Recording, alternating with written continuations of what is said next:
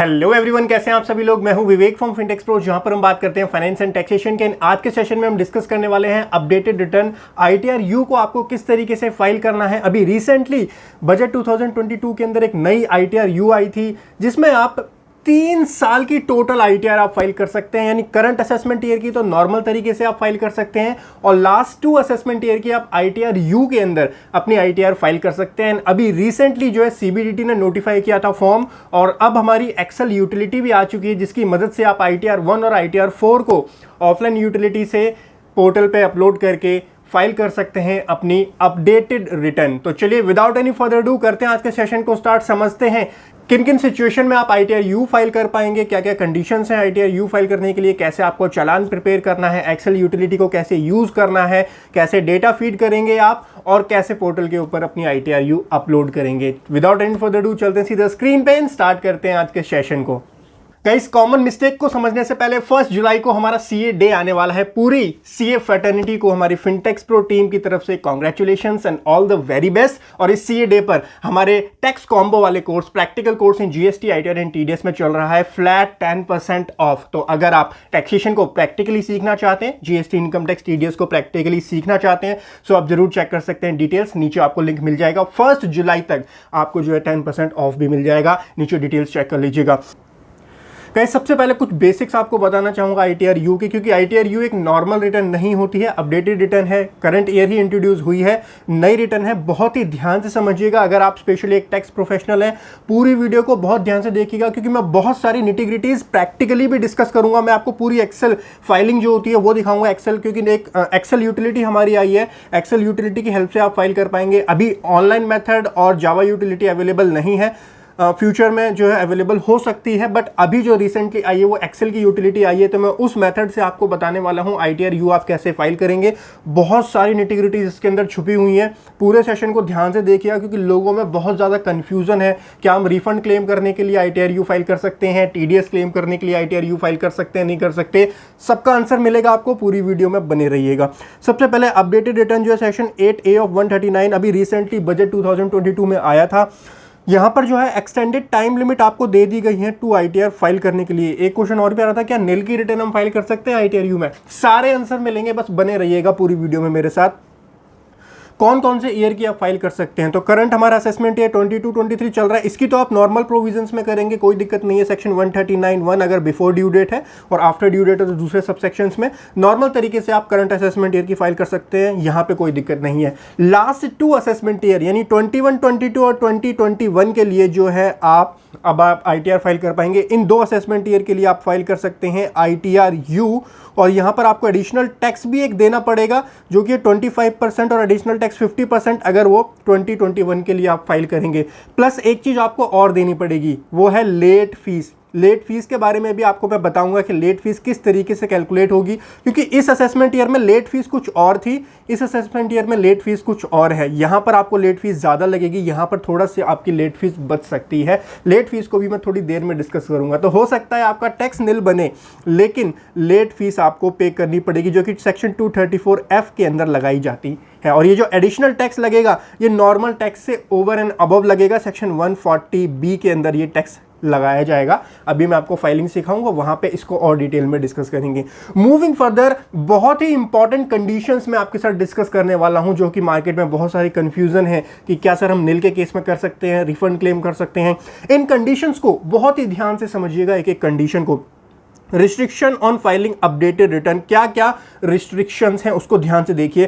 पहला है return of loss आप फाइल नहीं कर सकते हैं। अपडेटेड रिटर्न के अंदर आप लॉस नहीं शो कर सकते हैं, पहला पॉइंट। सेकंड पॉइंट है अपनी टैक्स लायबिलिटी को रिड्यूस नहीं कर सकते हैं। सर इसका मतलब क्या हुआ रिड्यूस टैक्स लायबिलिटी? इसका मतलब हमने पहले अपनी आईटीआर फाइल की होगी, 20 और 21 की हमने आईटीआर अपनी फाइल की है, तो क्या सर हम जो आईटीआर फाइल की है उसको हम रिवाइज भी, देखो बेसिकली इसको रिवाइज तो नहीं बोला जाएगा क्योंकि इसका नाम कुछ और है, अपडेटेड रिटर्न है, तो आप उसको अपडेट कर सकते हो। लेकिन अपडेट करने की कंडीशंस हैं 2। पहली कंडीशन तो यह है कि आप अपनी टैक्स लायबिलिटी को रिड्यूस नहीं करेंगे। पॉइंट नोट कीजिए, यानी 2021 में जो आपने आईटीआर फाइल की, अगर आपने वहां पे अपनी इनकम 6 लाख शो की हुई है और उस पर जो भी टैक्स बना है एक्स, तो एक्स प्लस टैक्स दिखाना है आपको। टैक्स जो है आपका एक्स से कम नहीं होना चाहिए, एक्स जो टैक्स है उससे ज़्यादा ही टैक्स लायबिलिटी आपको शो करनी है। टैक्स लायबिलिटी आप रिड्यूस नहीं कर सकते हो, अपनी टैक्स लायबिलिटी को रिड्यूस नहीं कर सकते हो अपडेटेड रिटर्न के अंदर, इस पॉइंट को नोट कर लीजिए। दूसरी कंडीशन क्या है कि आप अपडेटेड रिटर्न ओनली एक बार फाइल कर सकते हो, पॉइंट नोट कर लीजिएगा, ओनली एक बार फाइल कर सकते हो। ऐसा नहीं है कि चलो दोबारा रिवाइज कर देते हैं, दोबारा रिवाइज कर देते हैं, आंसर इज नो, एक बार ही आप अपडेटेड रिटर्न फाइल कर सकते हो। इन दो पॉइंट का ध्यान रखिएगा। नेक्स्ट है रिफंड, क्या आप रिफंड क्लेम करने के लिए ITR-U फाइल कर सकते हो? आंसर इज नो, नहीं कर सकते, आप रिफंड क्लेम नहीं कर सकते ITR-U के अंदर।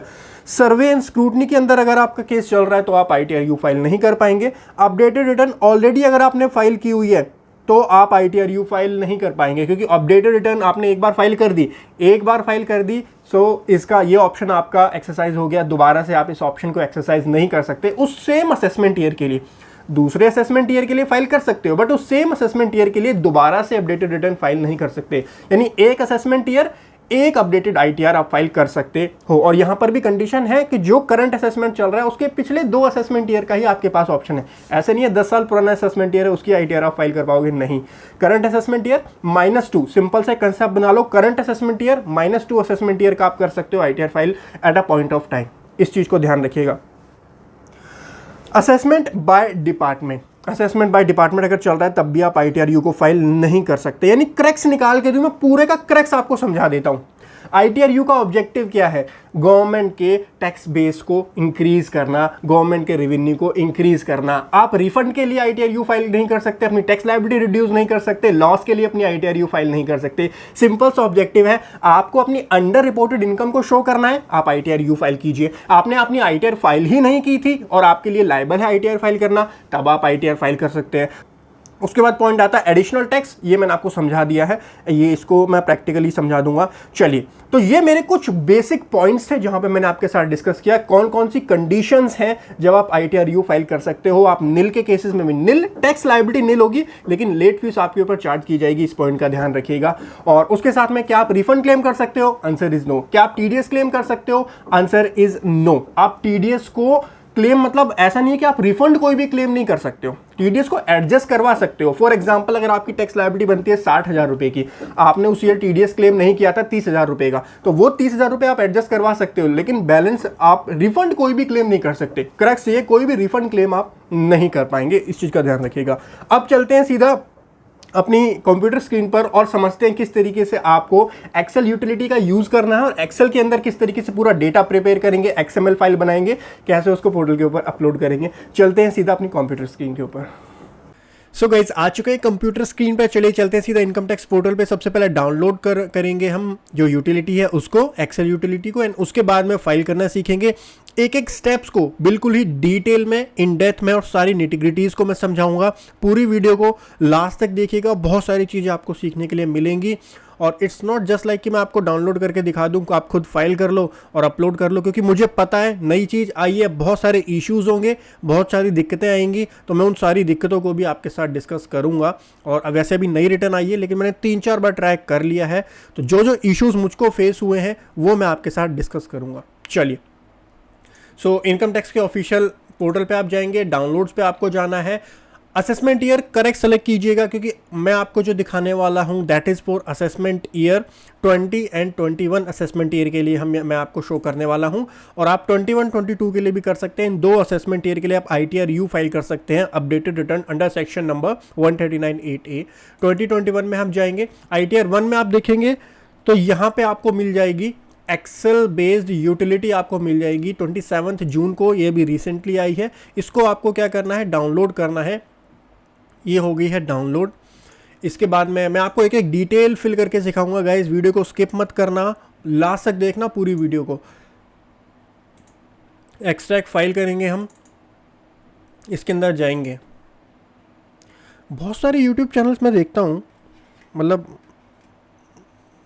हाँ, वो पता क्या करते हैं, डाउनलोड करके दिखा दी, और तो गाइज हमने ये डाउनलोड, मैं बता रहा हूँ कैसे उनका समझाने का तरीका होता है। मैं किसी को भला बुला नहीं बोलता, मेरा अपना एक वे है चीज़ों को एक्सप्लेन करने का, चीज़ों को समझने का भी और समझाने का भी। मैं लॉजिकल और कंसेप्चुअली चीज़ों को समझता हूँ, समझाता हूँ। अब वो कैसे समझाते हैं समझिएगा। तो आपने ये फॉर्म डाउनलोड कर लिया है, अब आप एक काम करो, इसमें डेटा सारा फिल कर दो, ये TDS में डाल दो, TCS में डाल दो, यहाँ ऐसे कर देना, वैसे कर देना, उसके बाद में जनरेट XML कर देना, वो जनरेट हो जाएगी और उसको अपलोड कर देना और 5 मिनट की वीडियो में हो गया। ऐसा होता है क्या प्रैक्टिकली काम? और फिर मैं किसी का नाम नहीं ले रहा, बट बहुत सारे यूट्यूबर्स आपको ऐसा मिलेंगे जो ये करके दिखा देते हैं कि इसमें ये डाल दो, यहाँ ये डाल दो, वो डाल दो। भाई डाल के दिखाओ ना, जब तक इसमें डेटा नहीं डालोगे कहाँ से पता चलेगा क्या इशू आ रहा है, क्या एरर आ रही है। 50 तरीके की एरर अभी गिनवाऊंगा क्योंकि मैं सुबह से 10 बार ट्राई कर चुका हूँ, मुझे पता है इसमें क्या इशू है। लोग पता नहीं वो इतना ओवर स्मार्ट क्यों समझने की कोशिश करते हैं, लोगों को बेवकूफ़ क्यों समझने की। और बेवकूफ़ लोग भी होते हैं जो ऐसे ही चैनल को देखते हैं।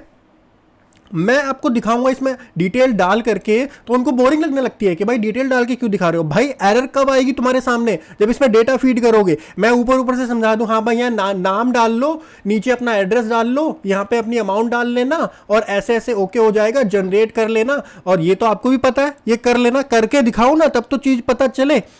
चलो खैर छोड़ो, ज़्यादा अंदर नहीं जाते। इनेबल कंटेंट आपको दिख रहा है, सबसे पहले मैक्रो का इसको इनेबल करना है और ये यूटिलिटी आ गई असेसमेंट ईयर 2021 की। अब यहाँ पर आपको डिटेल्स डालनी है, तो पहले एक बार शीट समझ लीजिए कौन कौन सी शीट्स है। सबसे पहले इनकम डिटेल है, TDS की डिटेल है, TCS की है, टैक्स पेड एंड वेरिफिकेशन, उसके बाद में आपका डिटेल ऑफ इन्वेस्टमेंट है, ATD, ATG और ATGG की डिटेल्स आपकी यहाँ पर दी हुई हैं। ठीक है, आप एक एक करके डिटेल भरो, क्योंकि डिटेल जब तक डालोगे नहीं तब तक एरर नहीं आएंगी भाई। चलो, सो हम यहाँ पर डाल देते हैं नेम, उसके बाद में पैन नंबर। अच्छा, यहाँ पर प्रीफिल डेटा अपलोड करने का ऑप्शन अभी आ नहीं रहा है, क्योंकि अब जब यहाँ से आप एक यूटिलिटी होती है, मैं आपको बता देता हूँ, प्रीफिल डेटा होता है जो कि आप इनकम टैक्स पोर्टल से डाउनलोड कर सकते हो। लेकिन उस असेसमेंट ईयर का प्रीफिल डेटा हमारा नहीं आ रहा है, मैं आपको शो कर देता हूँ। क्योंकि प्रैक्टिकल जब आप काम करते हो ना, तो आपको पता होता है चीज़ें कहाँ दिक्कत आ रही है। यहाँ पे जाके ये रहा डाउनलोड प्रीफिल डेटा, लेकिन प्रीफिल डेटा जब असेसमेंट ईयर 2021 का यहाँ पर नहीं आ रहा है, यहाँ पर 21-22 का आ रहा है। तो हम जो ITR फाइल कर रहे हैं वो 2021 की मैं आपको सिखा रहा हूँ, तो इसीलिए मुझको मैनुअल डालना पड़ रहा है। अगर आप 21-22 के लिए ITR फाइल करेंगे तो प्रीफिल डेटा को डाउनलोड कर लीजिएगा और यहाँ पे इंपोर्ट फ्रॉम XML आ रहा होगा, इस XML को यहाँ इंपोर्ट कर लेना, तो ये आपको बेसिक इन्फॉर्मेशन जो होती है वो डालने की ज़रूरत नहीं पड़ेगी। परफेक्ट। चलिए, BVFPR 6860 जी, ये हो गया हमारा। आधार नंबर हम यहाँ पर डालेंगे 423806992989। परफेक्ट। उसके बाद में जो रेड वाले फील्ड्स होते हैं, दोज आर मैंडेटरी फील्ड्स, उसमें डेटा आपको ज़रूर डालना है। RZ92 एड्रेस डाल दीजिए, जो भी आपका डेट ऑफ बर्थ आपको डालनी है यहाँ पर 994। उसके बाद में एरिया लोकेलिटी डालनी है, तो वो आप डाल दीजिए, और town district north west Delhi. State select कर लीजिए, यहाँ पर जो भी आपका एप्लीकेबल स्टेट है, नीचे जा करके दिल्ली हो गया हमारा सेलेक्ट। उसके बाद pin code 86। Nature of employment यहाँ से हम सेलेक्ट करेंगे, तो अदर्स कर लेते हैं। मैं आपको ITR 1 दिखा रहा हूँ, यूट्यूब पे आपको ITR 1 मिलेगी। अगर आपने हमारे कोर्सेज में एनरोल किया हुआ है तो वहाँ पे जितनी भी ITRs आएंगी अपडेटेड रिटर्न की, सारी ITR मैं कोर्स के अंदर अपडेट कर दूंगा। यूट्यूब पे आपको ITR 1 में आज सिखा रहा हूँ, और ITR 1 and 4 ये भी आई हैं, 2 ही ITR आई हैं अपडेटेड रिटर्न के लिए। उसके बाद में are you filing under 7 proviso to section 139(1), तो उस प्रोविजो के अंदर इन सभी ऑप्शंस में अगर आप किसी में भी फॉल करते हैं तो यस करके आपको डिटेल्स डालनी होती है, अदरवाइज आप यहाँ पर नो करेंगे। So perfect. Moving further, email address आपको यहाँ डालना पड़ेगा। अभी मैं बताऊंगा क्या क्या दिक्कतें आ रही हैं, क्योंकि बहुत सारे इश्यूज हैं। ये मत समझना ये यूटिलिटी परफेक्ट है या बिल्कुल ही करेक्ट है, बहुत सारे इश्यूज हैं। मैं सारे इश्यूज डिस्कस करूंगा आपके साथ, और पूरी वीडियो बिना देखे फाइल मत करना, गलती कर जाओगे, ये भी मैं पहले बोल रहा हूँ। और इसको रिवाइज करने का भी फिर कोई ऑप्शन नहीं होता, तो इसीलिए बोल रहा हूँ पेशेंस करके देख लो वीडियो में, सारी चीज़ें समझाऊंगा, क्योंकि मैंने ट्रैक कर लिया 5 से 7 बार। तो जो छोटे छोटे इश्यूज मुझको समझ में आए वो सारे इश्यूज मैं आपके साथ डिस्कस करूंगा। परफेक्ट। उसके बाद फाइलिंग अंडर सेक्शन, इसको ध्यान से देखना, ये नई चीज़ आई है, कौन से सेक्शन में आप फाइल कर रहे हो। तो सेक्शन नंबर हमारा कौन सा है, जो फाइनेंस एक्ट 2022 में आया था 139(8) है, वो आप यहाँ पर सेलेक्ट करेंगे। उसके बाद में नीचे आ जाइए, receipt number, date of filing, original return. Now जो हमारी अपडेटेड रिटर्न है ये आप तब भी फाइल कर सकते हैं अगर आपने उस ईयर की आईटीआर फाइल कर दी और कुछ एक्स्ट्रा इनकम आप शो करना चाहते हैं, अपनी टैक्स लायबिलिटी को इंक्रीज करना चाहते हैं, तब भी आप फाइल कर सकते हैं। तो अगर आपने फाइल की हुई है ऑलरेडी तो आपको जो ओरिजिनल रिटर्न है उसकी डेट और उसका रिसीट नंबर, एक्नॉलेजमेंट नंबर जो होता है वो यहाँ पर मेंशन करना पड़ेगा। हमारे केस में हमने कोई आईटीआर फाइल ही नहीं की थी 2021 की, तो हमको यहाँ पे कुछ भी मेंशन करने की जरूरत नहीं है। मूविंग फर्दर हमारे पास डिटेल्स आ जाती है। सैलरी की डिटेल हमको डालनी होती है। आईटीआर 1 में आप सैलरी, एक हाउस प्रॉपर्टी, अदर सोर्सेज की इनकम डाल सकते हैं। तो सैलरी की इनकम हम डाल देते हैं। अब यहाँ पर मैं इनकम डालने से पहले कुछ डिस्कस करना चाहूंगा। इस यूटिलिटी के अंदर मुझको कुछ इश्यूज अभी लग रहे हैं, वो इश्यूज मैं डिस्कस कर लेता हूं। देखिए, अगर मैं बात करूं असेसमेंट ईयर 2021 में, तो एक क्वेश्चन ये आ रहा था, सर क्या हम निल के केस में आईटीआर फाइल कर सकते हैं, मतलब टैक्स लायबिलिटी निल है। आप कर सकते हो, लेकिन आपके ऊपर लेट फीस लगाई जाएगी 234F की। नाउ 234F की लेट फीस असेसमेंट ईयर के अकॉर्डिंग काउंट की जाएगी। असेसमेंट ईयर 2021 में प्रोविजंस कुछ अलग थे, असेसमेंट ईयर 21-22 में थोड़े से अलग थे, और 21-22 और करंट असेसमेंट ईयर के सेम प्रोविजन है सेक्शन नंबर 234F के। नाउ जो मुझको इशू लग रहा है वो लग रहा है लेट फीस के अंदर। मैं आपको एग्जांपल की हेल्प से समझा देता हूं। 2.5 लाख से कम अगर आपकी इनकम होती है, वो इनकम अगर आप रिपोर्ट करते हैं, तो उस सिचुएशन में लेट फीस आपकी 0 लगती है सेक्शन 234F की। सो फॉर एग्जांपल अगर मैं यहां पे 2.5 लाख की सैलरी डालता हूं तो 50,000 की स्टैंडर्ड डिडक्शन हो जाती है, 2 लाख की मेरी इनकम यहां पर कैलकुलेट हो जाती है। एंड ये डाल करके जब मैं कैलकुलेट करूंगा तो मेरा यहां पर 0 कैलकुलेट होगा। मैं एक बार आपको कैलकुलेट करके दिखा देता हूँ। वैसे ये वाला पार्ट भी मेरे को डालना पड़ेगा कैलकुलेशन के लिए। चलिए, वो कैलकुलेशन मैं आपको बाद में समझा दूंगा, पहले इशू आपको समझा देता हूँ क्योंकि मैंने सारा चेक कर लिया है। तो 2.5 लाख से कम अगर आप शो करोगे कोई दिक्कत नहीं है, आपकी लेट फीस भी 0 आएगी, आपका टैक्स भी 0 आएगा, और आप उसको कंटिन्यू कर सकते हो, फाइल कर सकते हो। सर क्या कोई दिक्कत नहीं है? कोई दिक्कत नहीं है, क्योंकि बात को ध्यान से सुनिए। लॉस की रिटर्न आप फाइल नहीं कर सकते, अपनी टैक्स लायबिलिटी को रिड्यूस नहीं कर सकते। आपने पहले भी निल रिटर्न शो की है, अभी भी निल शो कर रहे हो, क्या आप अपनी टैक्स लायबिलिटी रिड्यूस कर रहे हो? टेक्निकल टर्म्स में no, you are not reducing your tax liability. ठीक है, तो आप उसको भी फाइल कर सकते हो। दूसरी सिचुएशन डिस्कस करते हैं। 2.5 लाख से 5 लाख तक की अगर आपकी इनकम होती है, यानी 5 लाख से कम अगर आपकी इनकम होती है, तो सेक्शन 234F बोलता है 5 लाख से कम इनकम है तो आपके ऊपर 1,000 रुपए की लेट फीस लगेगी। लेकिन यहां पर एक इश्यू आ रहा है जो कि मैं आपके साथ डिस्कस करना चाहूंगा। इस एक्सेल यूटिलिटी में अगर आप 2.5 लाख से 5 लाख की इनकम शो करेंगे, टैक्स तो 0 बनेगा, क्योंकि 87A की रिबेट मिल जाएगी आपको, तो टैक्स तो आपका 0 बनेगा, इनकम टैक्स 0 बनेगा, नो डाउट इन दैट, वहां पर कैलकुलेशन ठीक है। लेकिन जो लेट फीस कैलकुलेट हो रही है उस सिचुएशन में, बात को बहुत ही ध्यान से सुनिएगा, वो 10,000 रुपीज हो रही है। नाउ अगर आप लॉ को ध्यान से पढ़ेंगे, मैं आपको एक बार लॉ समझा देता हूं। इस असेसमेंट ईयर के लिए जो हमारा फाइनेंस एक्ट लगेगा वो फाइनेंस एक्ट 2020 लगेगा असेसमेंट ईयर 2021 के लिए। इनकम टैक्स एक्ट के अंदर जाइए, सेक्शन 234F को पढ़िए, अमेंडेड बाय फाइनेंस एक्ट 2020 कर लीजिएगा। 234F को, सॉरी यहां नहीं आएगा, ऊपर आएगा। 234F का जब बेयर एक्ट आप पढ़ेंगे तो आपको क्या मिलेगा, यहां पर मैं आपको पढ़ के समझा देता हूं। देखिए, 234F का सबसेक्शन 1 है, without prejudice to the provision of this act where a person required to furnish a return under section 139(1) fail to do so within the prescribed time in subsection number 1। यानी वो person जिसके लिए ITR file करना required है, मतलब आपकी as a individual अगर आपकी टोटल इनकम 2.5 लाख से ज्यादा है तो आपके लिए रिक्वायर्ड है आईटीआर फाइल करना। इसीलिए मैंने आपको बताया 2.5 लाख से कम है तो आप इस प्रोविजन में फॉल ही नहीं करते हो, तब तो आपकी लेट फीस 0 हो जाती है। लेकिन अगर आपकी 2.5 लाख से 5 लाख तक है तो उस सिचुएशन में आप ध्यान से पढ़िएगा, आपकी फीस लगेगी 5,000 रुपी। अगर आप 31 दिसंबर से पहले भर देते हैं तो ऑब्वियसली ये टाइम लिमिट तो निकल चुकी है, तो दूसरा ऑप्शन आता है 10,000 रुपी इन एनी अदर केस। तो एक्सेल यूटिलिटी ये वाली फिगर ले रही है, ध्यान दीजिएगा, ये वाली फिगर ले रही है, 10,000 रुपी डायरेक्टली वहां पर ले रही है। लेकिन यहां पर एक प्रोविजो भी है जिसको इग्नोर कर दिया है एक्सेल यूटिलिटी ने। लॉ से बढ़ के कुछ नहीं होता। मैं यूटिलिटी को गलत इसीलिए बोल पा रहा हूं क्योंकि मुझे पता है लॉ में क्या लिखा है। लॉ से बढ़ के यूटिलिटी नहीं हो सकती है, ठीक है। अब समझिए प्रोविजन में क्या लिखा हुआ है। प्रोवाइडेड दैट, इस प्रोविजो को ध्यान से समझिए, सबसेक्शन 1 का जो प्रोविजो है, provided that if the total income of the person does not exceed 5 lakh rupees. और मैं आपको एग्जांपल समझा रहा हूं, जब 2.5 लाख से 5 लाख के बीच में है आपकी total income, the fee payable under this section shall not exceed 1,000 rupees. Perfect. तो इस प्रोविजो के अकॉर्डिंग और ऐसा कोई चेंज भी नहीं आया। फाइनेंस एक्ट 2022 में अपडेटेड रिटर्न में चेंज आया है, लेकिन 234F के अंदर वहां पर कोई चेंज इस प्रोविजो से रिलेटेड नहीं आया है। तो अगर आपकी 2.5 लाख 5 लाख से कम इनकम है, 2.5 लाख से ऊपर है, क्योंकि 2.5 लाख से नीचे तो जीरो लगेगी, तो 2.5 लाख से 5 लाख के बीच में इनकम है तो आपकी लेट फीस कितनी लगेगी 234F में 1000 रुपये लगेगी। लेकिन यहां पर यूटिलिटी इनकरेक्ट कैलकुलेशन कर रही है, इसीलिए मैंने आपको बोला था पूरी वीडियो मेरे ध्यान से देखिएगा। यहां पे यूटिलिटी क्या कर रही है 10,000 रुपये, अभी तो हमने कैलकुलेट किया नहीं है, बट फिगर डाल के जब हम कैलकुलेट करेंगे तो 10,000 आ रहा है।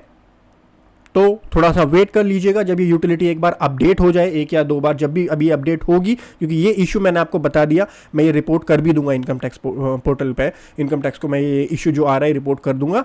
तो ये वाली सिचुएशन ध्यान रखना, 10,000 की पे मत करवा देना क्लाइंट की, क्योंकि एज पर जो प्रोविजन है 234F आपकी लेट फीस 5 लाख के अंडर है तो 1000 रुपये ही बनेगी यहां पर। परफेक्ट। लेकिन अगर 5,000 से ज्यादा है तो कोई दिक्कत नहीं, क्योंकि 5,000 से ज्यादा है फिर तो आपके ऊपर 10,000 की लेट फीस ही लगाई जाएगी। सो हमारे केस में जो सैलरी की इनकम है जो हमने रिपोर्ट ही नहीं की थी वो थी 6 लाख।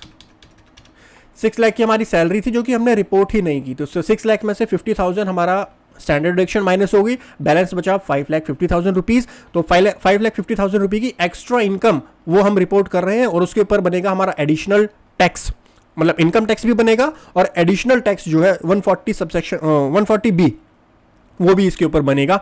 चालान बनाना भी मैं सिखाऊंगा। मैं देखो प्रैक्टिकल जैसे काम होता है, जैसे मैं अपने क्लाइंट के लिए काम करूंगा वही अप्रोच मैं आपको समझाने की कोशिश करता हूं, तो उसी अप्रोच को आप समझिए, तभी आप अच्छे से चीज़ों को समझ पाएंगे कि क्या इश्यूज आ रहे हैं, क्या क्या प्रैक्टिकल एक्सपेक्ट्स हैं उसके, तभी आप उसको अच्छे से समझ पाएंगे। हाउस प्रॉपर्टी का मैं कंसिडर नहीं कर रहा हूँ, आपके केस में अगर है तो आप डिटेल्स हाउस प्रॉपर्टी की भी यहाँ पर एंटर कर सकते हैं। अदर सोर्सेज की डिटेल अगर आपको डालनी है तो वो भी आप यहाँ पर एंटर कर सकते हैं। उसके बाद में डिडक्शंस अगर आप क्लेम करना चाहते हैं, डिडक्शन में आपसे एक क्वेश्चन पूछा जाता है वेदर यू हैव इन्वेस्टमेंट 1/4/20 से 31/7/2020। तो ये कोविड के टाइम पे एक रिलैक्सेशन दिया था, तो इस टाइम पे अगर आपने इन्वेस्ट किया तो वो आपको प्रीवियस असेसमेंट ईयर में उसकी डिडक्शन मिल जाती है, तो इसमें जनरली आप नो कर सकते हैं वैसे। उसके बाद अगर आपको कोई डिडक्शन क्लेम करनी है, हमारे केस में तो हमने ITR फाइल ही नहीं की है, तो भाई अगर आप इनकम शो कर रहे हो तो आप डिडक्शन भी पूरी की पूरी क्लेम कर सकते हो, प्रोवाइडेड दैट आपने ITR फाइल ना की हो, और अगर की है तो इसको क्लेम ना किया हो अपनी पिछली ITR में, तो आप डिडक्शन भी क्लेम कर सकते हैं। उसके बाद में आप नीचे आएंगे तो ये कैलकुलेट टैक्स की कैलकुलेशन अभी होगी, अभी हुई नहीं है। ये तो हमारा हो गया, इनकम की डिटेल्स हमने डाल दी है, परफेक्ट। उसके बाद पार्ट ए जनरल 139(8)A, ये भी इंपॉर्टेंट है, इसको एक बार ध्यान से समझिएगा कि यहां पर आपको क्या डिटेल्स डालनी है, ठीक है। चलिए इसको जूम इन कर देता हूं मैं थोड़ा सा। सबसे पहले जो आएगी वो आएगी आपको अपना आधार नंबर, ये इसको ध्यान से समझिए, नई चीज है, यहां पे आपको अपना आधार नंबर डालना है। तो जो आपका आधार नंबर है वो आप यहां पर एंटर करेंगे। आधार नंबर के बाद में असेसमेंट ईयर आपका ऑटोमेटिकली आ जाएगा। पॉइंट नंबर A5 को देखिए, whether return previously file for this assessment year, क्या आपने इस असेसमेंट ईयर के लिए ITR फाइल की हुई है ऑलरेडी? अगर यस करोगे तो आपको और इन्फॉर्मेशन देनी पड़ेगी, कौन से असेसमेंट ईयर के लिए फाइल की है, क्या उसकी कौन सी ITR आपने फाइल की है, उसका एक्नॉलेजमेंट नंबर क्या है और किस डेट को फाइल किया, वो डिटेल्स देनी पड़ेंगी। अगर नहीं की है, मैं आपको एग्जांपल दे रहा हूं, जब हमने ITR फाइल ही नहीं की है उस रिस्पेक्टिव ईयर की, तो हम यहां पर नो सेलेक्ट करेंगे और नीचे के जो कॉलम्स हैं ये हमारे लिए हाइड हो जाएंगे।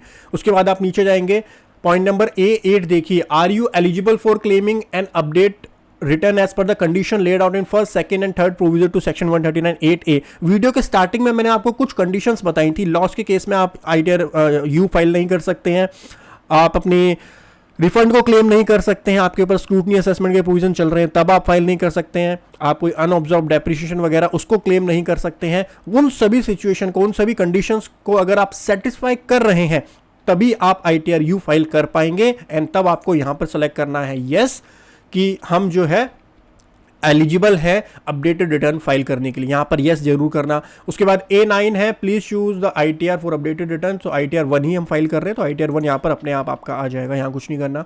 A10 में आपको रीजन देना होता है, why you are filing this return, आपको रीजन भी देना पड़ेगा कि क्यों आप अपडेटेड रिटर्न फाइल कर रहे हैं।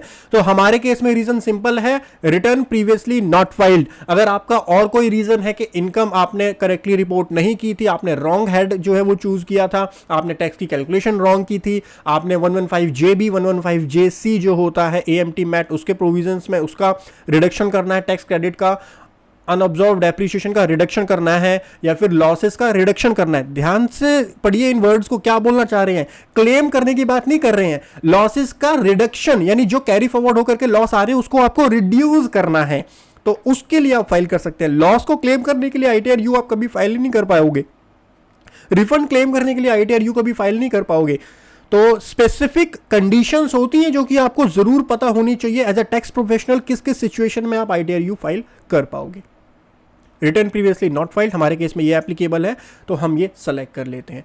उसके बाद में नेक्स्ट हमारा A11 आता है, are you filing the updated return during the period.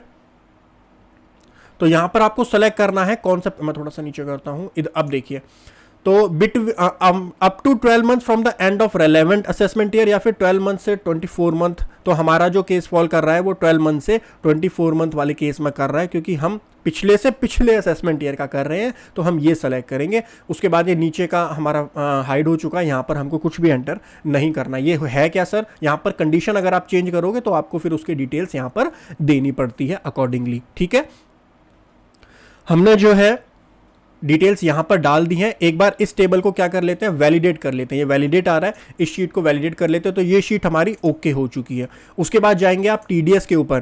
TDS में अगर कोई उस ईयर का टीडीएस आपका डिडक्ट हो रखा है तो अनक्लेम्ड टीडीएस जिसको बोला जाता है वो आप यहां पर क्लेम कर सकते हैं। उसके बाद में डिटेल्स डालने के बाद इसको वैलिडेट कर लीजिएगा। उस ईयर का 26 AS चेक कर लीजिएगा, आपको फिगर्स मिल जाएंगी। टीसीएस अगर कोई है तो वो डाल के आप वैलिडेट कर लीजिएगा। शीट्स को एक बार वैलिडेट जरूर कर लीजिएगा। टैक्स पेड एंड वेरिफिकेशन में आप आ जाइए। टैक्स पेड एंड वेरिफिकेशन में क्या डालना पड़ेगा, यहां डिटेल ऑटोमेटिकली आएगी। बैंक अकाउंट की डिटेल आपको डालनी पड़ेगी, तो ये भी मैनुअल। अभी थोड़ा सा अगर ये ऑनलाइन हो जाता ना तो ये टास्क थोड़ा हमारा इजी हो जाता। 4158 और उसके बाद में नेम ऑफ बैंक अपने आप आ जाता है, अकाउंट नंबर आपको डालना पड़ता है। परफेक्ट। और यहाँ पे आपको सेलेक्ट करना होता है रिफंड के लिए आप ये अकाउंट कर रहे हैं। यहाँ पे वेरिफिकेशन है तो सन ऑफ, ये हमने डाल दिया। कैपेसिटी सेल्फ हम सेलेक्ट करेंगे और आपको प्लेस डालना होता है दिल्ली। ये मैंडेटरी फील्ड्स होते हैं। ये डालने के बाद इसको भी आप वैलिडेट कर दीजिएगा एक बार। ये भी वैलिडेट हो गई है। उसके बाद में आप इनकम डिटेल्स में आएंगे। अब हमने इसको भी एक बार वैलिडेट कर लेते हैं। हाँ, तो please enter a valid 10 digit mobile number. जो इश्यूज है वो आपके यहाँ पर दिखाएगा। तो मोबाइल नंबर में इशू है, कंट्री कोड हमारा है। तो एक मिनट रुकिए, मोबाइल नंबर कहाँ है, करेक्ट कर लेते हैं मोबाइल नंबर को। +91, ठीक है। सो अब मेरे ख्याल से ठीक होना चाहिए। कैलकुलेट टैक्स एक बार करके देख लेते हैं। हाँ, 80D में भी आपको सेलेक्ट करना होता है, 80D का शेड्यूल। तो अगर इसकी कोई डिडक्शन है वो आप क्लेम कर सकते हो उस रिस्पेक्टिव ईयर की। नॉट क्लेमिंग में सेलेक्ट कर लेता हूँ, हम कुछ भी क्लेम नहीं कर रहे हैं।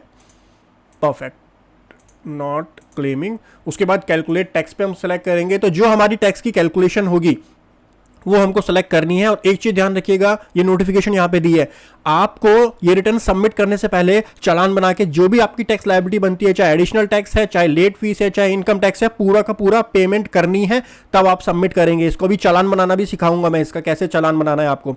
टैक्स की कैलकुलेशन हो चुकी है, इनकम डिटेल में आइए। अब मैं आपको इसकी कैलकुलेशन समझा देता हूँ। टैक्स की कैलकुलेशन किस तरीके से हुई है। 6 लाख की हमने सैलरी की इनकम यहाँ पर डिस्क्लोज की है अपने असेसमेंट ईयर 2021 की।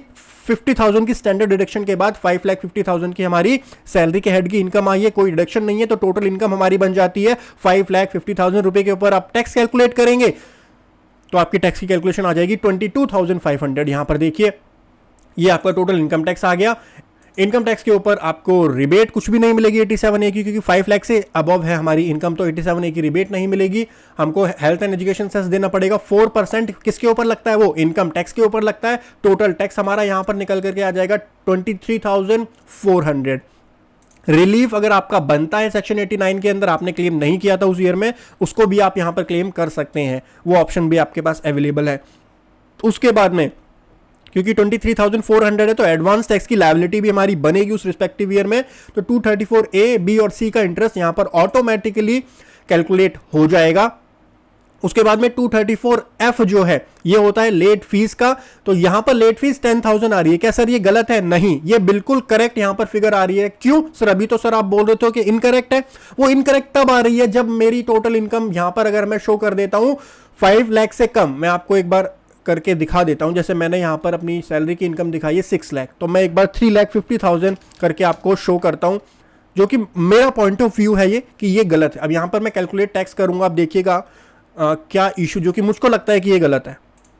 अब नीचे आइए, टैक्स की कैलकुलेशन हो गई है, यहाँ पर रिबेट मिल गई हमको क्योंकि 5 लाख से कम है, तो हमारा 24 ABC का कुछ जीरो बनेगा, इनकम टैक्स हमारा जीरो बनेगा। लेकिन लेट फीस देखिए 234F की लेट फीस देखिए कितनी बन रही है, 10,000 रुपीज़। जबकि अगर आप 234F को पढ़ेंगे तो उस रिस्पेक्टिव ईयर में, क्योंकि हमारी टोटल इनकम जो है that is less than 5 lakh rupees, तो 1,000 रुपीज की लेट फीस हमारी यहां पर बननी चाहिए थी। यानी जो फर्स्ट प्रोविजो है, first proviso to section number 234F, उसको यहां पर इग्नोर किया गया है, उसको कंसीडर नहीं किया गया, तो इसीलिए मेरे हिसाब से ये इनकरेक्ट है। ठीक है, इसीलिए मैं आपको एग्जांपल भी ज़्यादा ही वाला दे रहा हूं, तो इस चीज़ को नोट कर लीजिएगा, 10,000 पे मत करवा दीजिएगा, क्योंकि मेरे पॉइंट ऑफ व्यू से वो अभी गलत आ रहा है।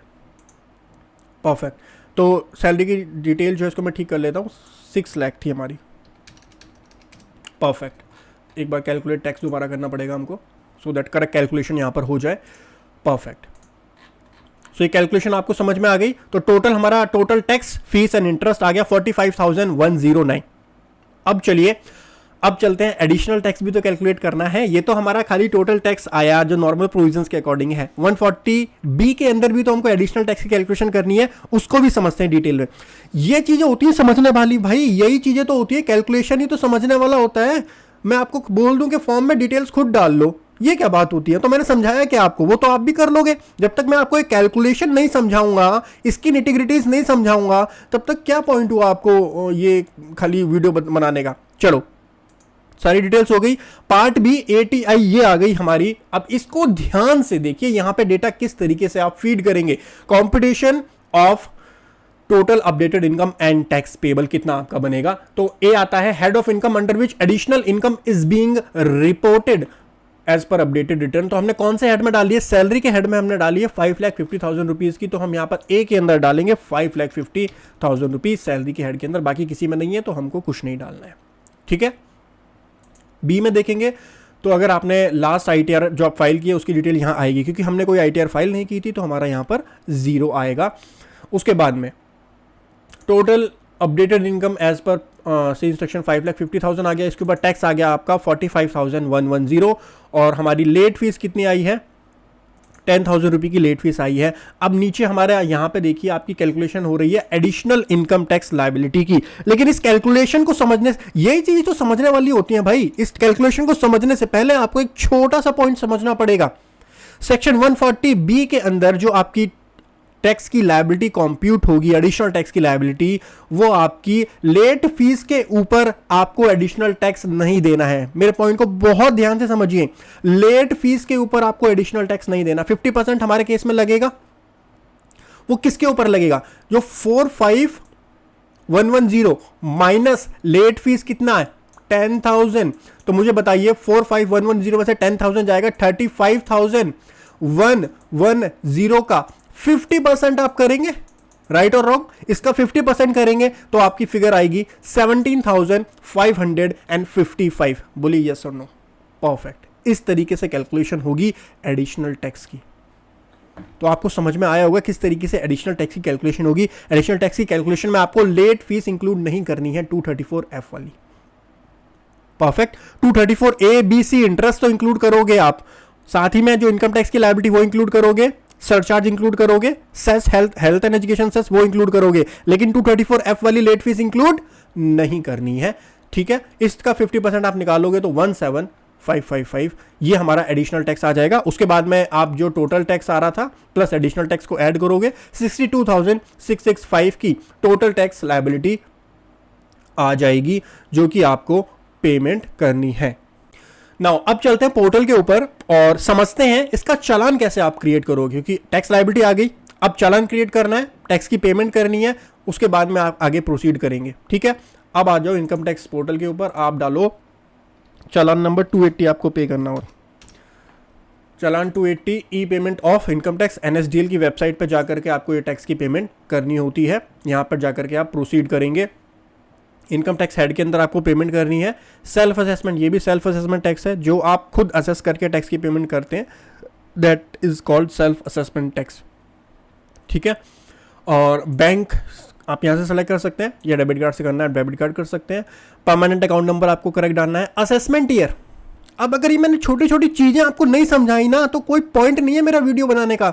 असेसमेंट ईयर गलत मत सेलेक्ट कर लेना। जब आप काम कर रहे हो 2021 असेसमेंट ईयर के लिए, तो असेसमेंट ईयर 2021 सेलेक्ट करोगे तभी सीपीसी करेक्टली आपकी रिटर्न को प्रोसेस कर पाएगा। अदरवाइज आपकी डिमांड रेज हो सकती है वहां पे, क्योंकि आप अगर गलत असेसमेंट ईयर का चालान बना दोगे तो वो आपके उस रिस्पेक्टिव असेसमेंट ईयर में कंसिडर किया जाएगा सीपीसी के द्वारा।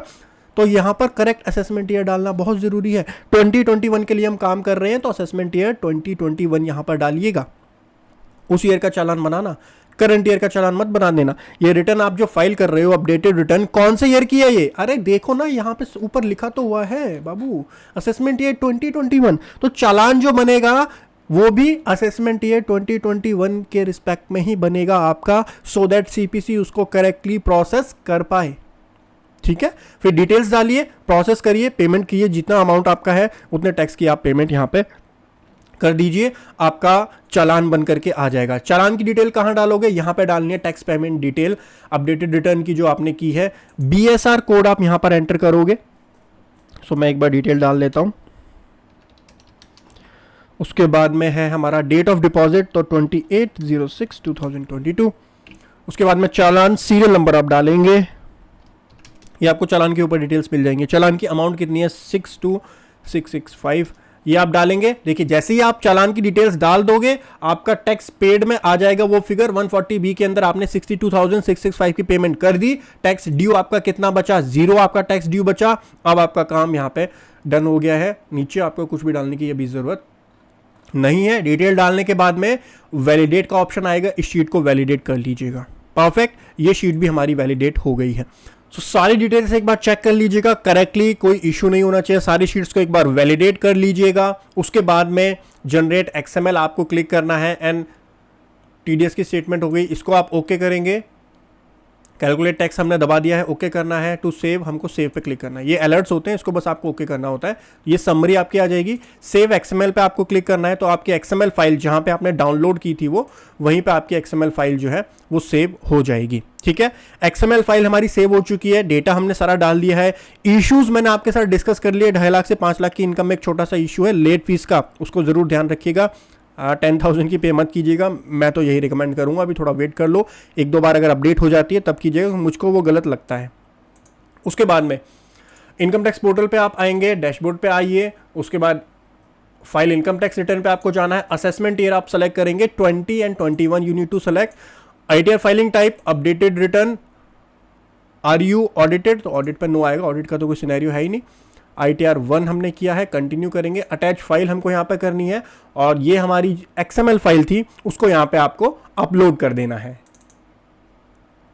सो गाइस, अपलोड होने के बाद में यहाँ पर आपकी एक एरर आ रही है। सो ये एरर सारे ही सिचुएशन में आ रही है। मैंने काफ़ी बार ट्राई करा, मैंने 8 से 10 केसेस मैंने आपको बता दिया, मैं ऑलरेडी ट्राई कर चुका हूँ। ये वाली एरर जो है ये मुझे लगता है यूटिलिटी में ये भी एक एरर है। सो अभी आप वेरीफाई नहीं कर पाएंगे और उसको फाइल नहीं कर पाएंगे। क्या एरर आ रही है मैं एक बार डिस्कस कर लेता हूं। देखिए ये बोल रहा है at A12 can only be selected when below checkbox are selected in A10। तो ये बोलना चाह रहा है reduction of carry forward, reduction of unobserved depreciation, reduction of tax. Please select, इसका सजेशन दिया हुआ है, please select proper option in A10 and A12। ये किस चीज का मैं आपको इसका डिस्कस कर लेता हूं। तो ये हमने पार्ट ए जनरल भरा हुआ था 139(8)A का। यहां पर इधर देखिए, यहां पर हमने सेलेक्ट किया था रिटर्न प्रीवियसली नॉट फाइल्ड। अगर हम यहाँ पे सेलेक्ट करते हैं reduction in carry forward losses, तो ये हमारा इनेबल हो जाता है। हमको यहाँ पर कुछ ना कुछ इन्फॉर्मेशन डालनी पड़ती कि कोई अनऑब्जर्व डेप्रिसिएशन येस है या नो है। लेकिन जब हम यहाँ पर सेलेक्ट करेंगे इनकम नॉट करेक्टली रिपोर्टेड या फिर रिटर्न प्रीवियसली नॉट फाइल्ड, तो कोई भी ऑप्शन आप सेलेक्ट करोगे उस केस में ये आपका हाइड हो जाएगा। तो हाइड वाले केस में आप देखोगे यहाँ पर कुछ भी आप डाल ही नहीं सकते हो, कुछ मेंशन ही नहीं कर सकते हो।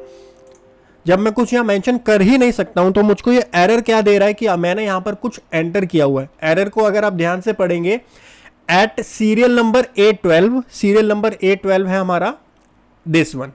अब ये जब आप काम करते हो ना, तब जब आप डेटा डालोगे तभी तो आपको ये एरर समझ में आएंगे। ऊपर से मैं बता दूं कि काम कर लो, आ गई ITR यू फाइल कर लो, तो भाई प्रैक्टिकल जब तक चीज़ें सही नहीं होंगी कैसे फाइल कर लोगे। देखो इधर ये बोल रहा है 812 के अंदर can be selected only when below check box are selected reduction in ये यानी ये 3-4 ऑप्शन जब आप सेलेक्ट करोगे तभी वहां पे फिगर्स डालोगे। मैं तो फिगर यहाँ डाल ही नहीं सकता, यहाँ पर तो मेरा ब्लैंक है, हाइड है ये वाला, यहाँ पर तो मैं फिगर डाल ही नहीं सकता और ये मुझको एरर दे रहा है कि मैंने वहां पर फिगर कोई डाली है। तो ये अभी यूटिलिटी के अंदर ये इशू है। आपको भी ये इशू अभी आएगा अगर आप अभी रिसेंटली करेंगे, कुछ टाइम के बाद करिएगा, मैं यही रिकमेंड करूंगा। अभी इसका एक नया वर्जन 1-2 बार आने दीजिए, अभी ITRU मत फाइल कीजिए, मैं यही रिकमेंड करूंगा क्योंकि मैं सुबह से चेक कर चुका हूं, 5 से 7 केसेस मैंने चेक किए हैं, ये एरर सभी केसेस में आ रही है। और ये एरर ऐसा नहीं है कि हम कुछ अपनी तरफ से गलती कर रहे हैं, टेक्निकल इशू है। एक तो इशू आपका 234F का है जो मैंने आपके साथ डिस्कस किया, वो ठीक होना चाहिए यहाँ पर। दूसरा इशू है वो ये है कि आपका यहाँ पर मैंने कुछ डाला भी नहीं है तब भी मेरी ये एरर शो कर रहा है कि वहाँ पर मुझको करेक्ट ऑप्शन सेलेक्ट करना चाहिए। तो ये 2 टेक्निकल इशू हैं जो कि यूटिलिटी में अभी आ रहे हैं। जब आप फाइल करें तो मेक श्योर कर लीजिए ये 2 इशूज आपके ठीक हैं। इसके अलावा कोई और इशू आता है, इसके अलावा तो खैर अब जब रिटर्न वेरीफाई होगी, प्रोसेस होगी, तब पता चलेगा। बट यहाँ पर जो एरर है वो एक ही एरर दिखा रहा है। तो आपके केस में अगर ये एरर आ रहा है तो ये टेक्निकल एरर है, कोई दिक्कत वाली बात नहीं है। नया वर्जन आएगा यूटिलिटी का तब आप ITRU फाइल कीजिएगा। आशा करता हूँ गाइस आपको ये पूरा प्रोसेस समझ में आएगा। बाकी इसके अंदर हमने डेटा जो डाला है बिल्कुल करेक्टली डाला है। मैंने एक पॉइंट आपके साथ डिस्कस किया, कहाँ पर क्या फिगर किस तरीके से आपको मेंशन करनी है और किस तरीके से आप अपलोड करेंगे।